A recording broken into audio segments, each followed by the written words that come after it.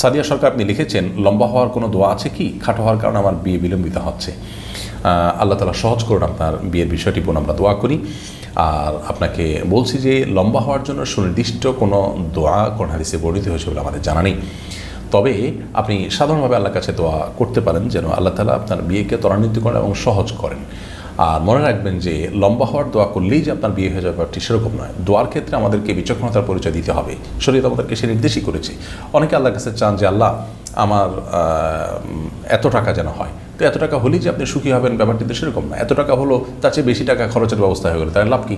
একজন আল্লাহর কাছে দোয়া করেছেন, আল্লাহ আমার যেন এমন জীবন আসে যে আমার 2 হাত ভর্তি টাকা থাকে এবং আমার আশেপাশে শুধু মেয়ে আর মেয়ে থাকে। তো সেই ভদ্রলোক দেখা গেল যে কোনো একটা কলেজের আপনার বাসের হেল্পারে চাকরি পেয়েছে, 2 হাত ভর্তি টাকা থাকে, সে টাকা মানুষের আশেপাশে মেয়েরা আছে, মেয়েরা কলেজের ছাত্রী।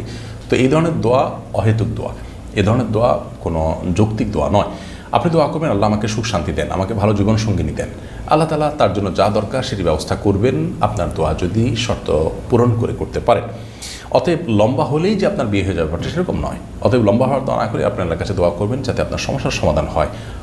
আপনি যে অবস্থা আছেন সে অবস্থা থেকেও তো আল্লাহ তাআলা আপনার বিয়ের ব্যবস্থা করতে পারেন। এছাড়া এমনিতে একজন মানুষের সাধারণ যে আপনার দৈর্ঘ্য থাকে বা লম্বা থাকেন, তিনি তার থেকে লম্বা হওয়ার জন্য ব্যায়াম ট্যায়ামের কথা অনেকে বলা হয়ে থাকে। সেগুলো সংশ্লিষ্টদের সাথে আলাপ আলোচনা করে সেগুলো যৌক্তিক হলে সেগুলো থেকে আপনি উপকৃত হতে পারেন, সেটা সম্পূর্ণ আরেকটি বিষয়।